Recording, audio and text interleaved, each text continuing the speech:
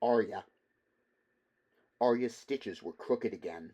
She frowned down at them with dismay and glanced over to where her sister Sansa sat among the other girls. Sansa's needlework was exquisite. Everyone said so.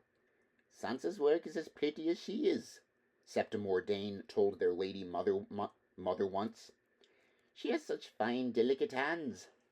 When Lady Catelyn had asked about Arya, the Septa had sniffed. Arya has the hands of a blacksmith. Arya glanced furtively across the room, worried that Septa Mordane might have read her thoughts, but the Septa was paying no attention to her but the Septa was paying her no attention today. She was sitting with the Princess Myrcella, all smiles and admiration. It was not often that the Septa was privileged to instruct a royal princess in the womanly arts, as she had said when the Queen brought Myrcella to join them. Arya thought that Myrcella's stitches looked a little crooked too, but you would never know it from the way Septa Mordane was cooing. She studied her own work again, looking for some way to salvage it, then sighed and put down the needle. She looked glumly at her sister. Sansa was chatting away happily as she worked. Beth Castle, Sir Roderick's little girl, was sitting by her feet, listening to every word she said, and Jane Poole was leaning over to whisper something in her ear. "What are you talking about?" Arya asked suddenly. Jane gave her a startled look, then giggled. Sansa looked abashed. Beth blushed. No one answered. "Tell me," Arya said. Jane glanced over to make certain that Septa Mordane was not listening. Myrcella said something then, and the Septa laughed along with the rest of the ladies. "We were talking about the prince, Sansa said, her voice soft as a kiss. Arya knew which prince she meant. Joffrey, of course. The tall, handsome one. Sansa got to sit with him at the feast. Arya had to sit with the little fat one. Naturally. "Joffrey likes your sister," Jane whispered, proud as if she had something to do with it. She was the daughter of Winterfell's steward and Sansa's dearest friend. "He told her she was very beautiful. He's going to marry her," little Beth said dreamily, hugging herself. "Then Sansa will be queen of all the realm." Sansa had the grace to blush. She blushed prettily. She did everything prettily, Arya thought with dull resentment. "Beth, you shouldn't make up stories," Sansa corrected the younger girl, gently stroking her hair to take the harshness out of her words. She looked at Arya. "What did you think of Prince Joff's sister? He's very gallant, don't you think?" "Jon says he looks like a girl," Arya said. Sansa sighed as she stitched. "Poor Jon," she said. "He gets jealous because he's a bastard." "He's a brother," Arya said, much too loudly. Her voice cut through the afternoon quiet of the tower room. Septa Mordane raised her eyes. She had a bony face, sharp eyes, and a thin, lipless mouth made for frowning.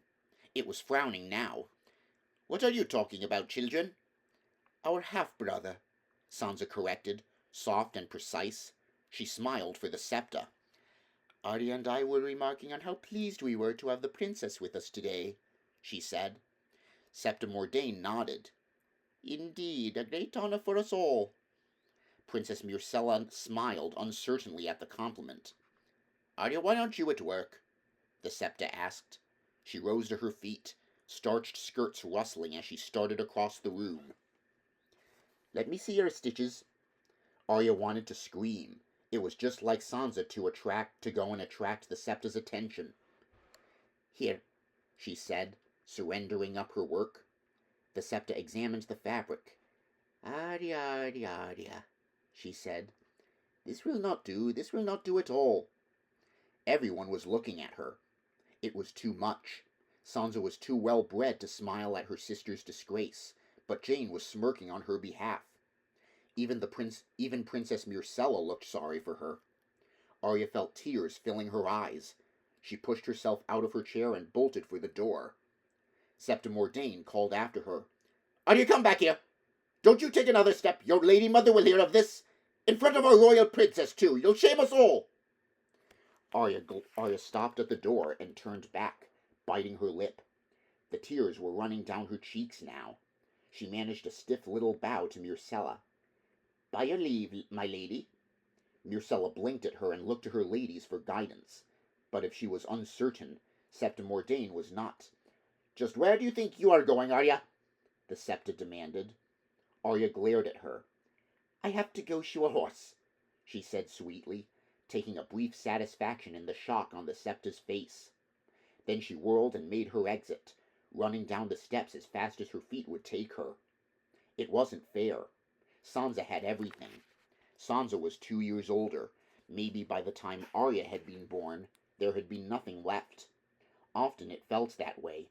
Sansa could sew and dance and sing. She wrote poetry. She knew how to dress. She played the high harp and the bells. Worse, she was beautiful. Sansa had gotten their mother's fine high cheekbones and the thick auburn hair of the Tullys.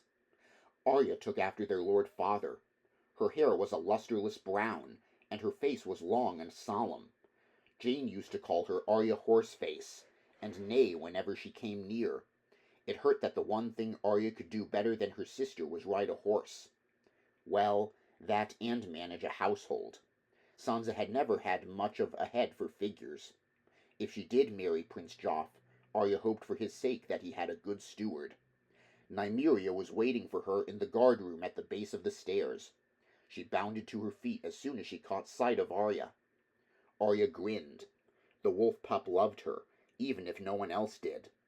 They went everywhere together, and Nymeria slept in her room, at the foot of her bed. If Mother had not forbidden it, Arya would gladly have taken the wolf with her to needlework. Let Septa Mordane complain about her stitches then. Nymeria nipped eagerly at her hand as Arya untied her. She had yellow eyes. When they caught the sunlight, they gleamed like 2 golden coins. Arya had named her after the warrior queen of the Rhoyne, who had led her people across the narrow sea. That had been a great scandal, too.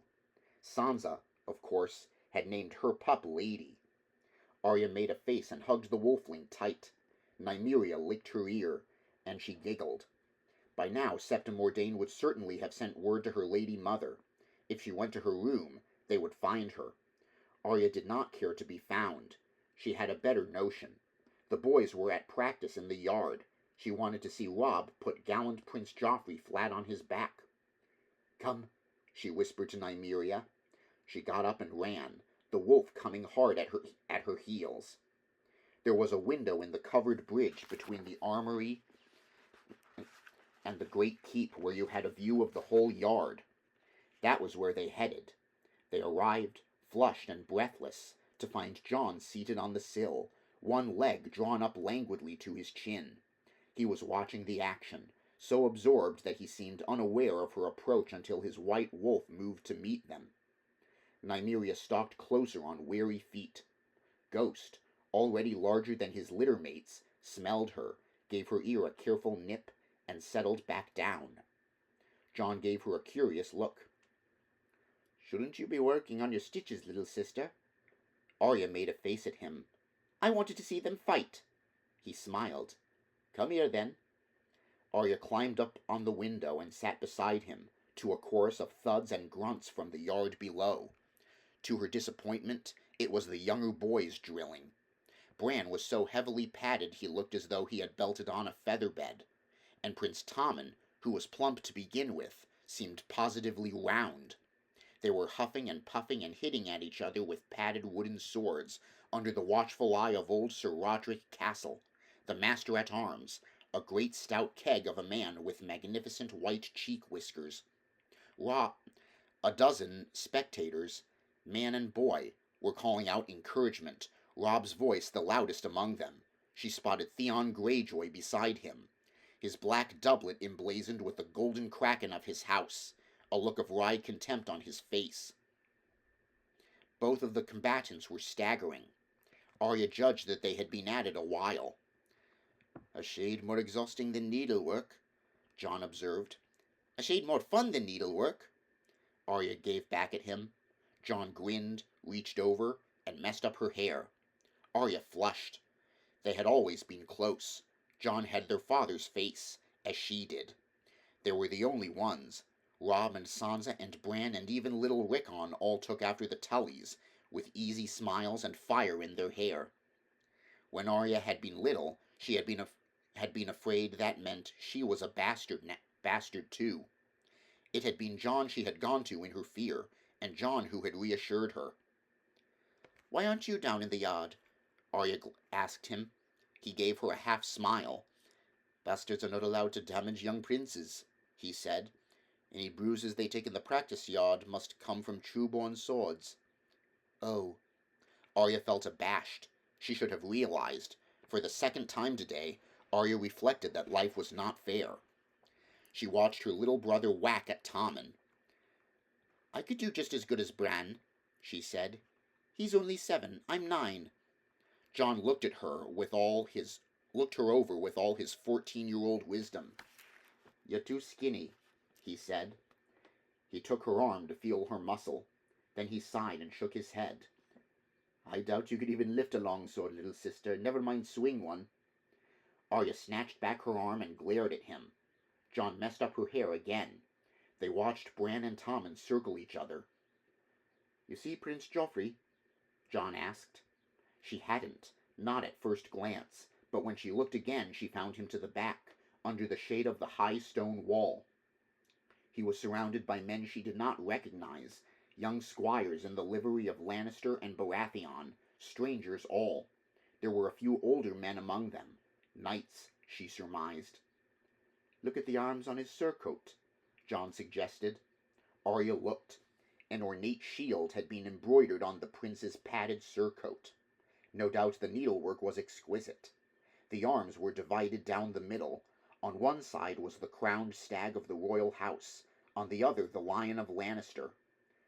"The Lannisters are proud," Jon observed. "You'd think the royal sigil would be sufficient, but no, he makes his mother's house equal in honor to the king's." "The woman is important too," Arya protested. Jon chuckled. "Perhaps you should do the same thing, little sister. Wed Tully to Stark in your arms." "A wolf with a fish in its mouth?"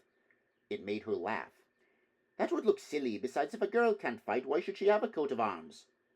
Jon shrugged. "Girls get the arms, but not the swords. Bastards get the swords, but not the arms. I did not make the rules, little sister." There was a shout from the courtyard below. Prince Tommen was rolling in the dust, trying to get up and failing. All the padding made him look like a turtle on its back. Bran was standing over him with upraised wooden sword, ready to whack him again once he regained his feet. The men began to laugh. "Enough!" Sir Roderick called out. He gave the prince a hand and yanked him back to his feet. "Well fought. Lew Donis helped them out of their armor." He looked around. "Prince Joffrey, Robb, will you go another round?" Robb, already sweaty from a previous bout, moved forward eagerly. "Gladly." Joffrey moved in the sunlight in response to Roderick's summons. His hair shone like spun gold. He looked bored. "This is a game for children, Sir Roderick." Theon Greyjoy gave a sudden bark of laughter. "You are children," he said derisively. "Robb may be a child," Joffrey said. "I am a prince, and I grow tired of swatting at Starks with a play sword." "You got more swats than you gave, Joff," Robb said. "Are you afraid?" Prince Joffrey looked at him. "Oh, terrified," he said. "You're so much older." Some of the Lannister men laughed. Jon looked down on the scene with a frown. "Joffrey is truly a little shit," he told Arya. Sir Roderick tugged thoughtfully at his white whiskers. "What are you suggesting?" he asked the prince. "Lifesteal." "Done," Robb shot back. "You'll be sorry." The master-at-arms put a hand on Robb's shoulder to quiet him. "Lifesteal is too dangerous. I will permit you tourney swords with blunted edges." Joffrey said nothing, but a man strange to Arya, a tall knight with black hair and burn scars on his face, pushed forward in front of the prince. "This is your prince. Who are you to tell him he may not have an edge on his sword, sir?" "Master-at-arms of Winterfell, Clegane, and you would do well not to forget it." "Are you training women here?" the burned man wanted to know. He was muscled like a bull. "I am training knights," Sir Roderick said pointedly. "They will have steel when they are ready, when they are of an age." The burned man looked at Rob. "How old are you, boy?" 14, Rob said. "I killed a man at 12. You can be sure it was not with a blunt sword." Arya could see Rob bristle. His pride was wounded. He turned on Sir Roderick. "Let me do it. I can beat him." "Beat him with a tourney blade, then," Sir Roderick said. Joffrey shrugged. "Come and see me when you're older, Stark. If you're not too old." There was laughter from the Lannister men. Rob's curses rang through the yard. Arya covered her mouth in shock. Theon Greyjoy seized Rob's arm to keep him away from the prince. Sir Roderick tugged at his whiskers in dismay. Joffrey feigned a yawn and turned to his younger brother. "Come, Tommen," he said.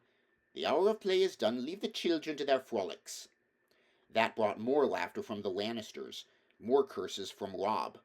Sir Roderick's face was beet red with fury under the white of his whiskers. Theon kept Rob locked in an iron grip until the princes and their party were safely away. Jon watched them leave, and Arya watched Jon. His face had grown as still as the pool at the heart of the Godswood. Finally he climbed down off the window. "The show is done," he said. He bent to scratch Ghost behind the ears. The White Wolf rose and rubbed against him. "You had best run back to your room, little sister. Septa Mordane will surely be lurking. The longer you hide, the sterner the penance. You'll be sewing all through winter.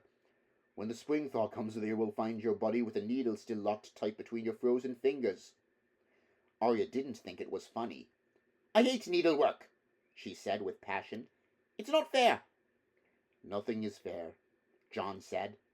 He messed up her hair again and walked away from her, Ghost moving silently beside him.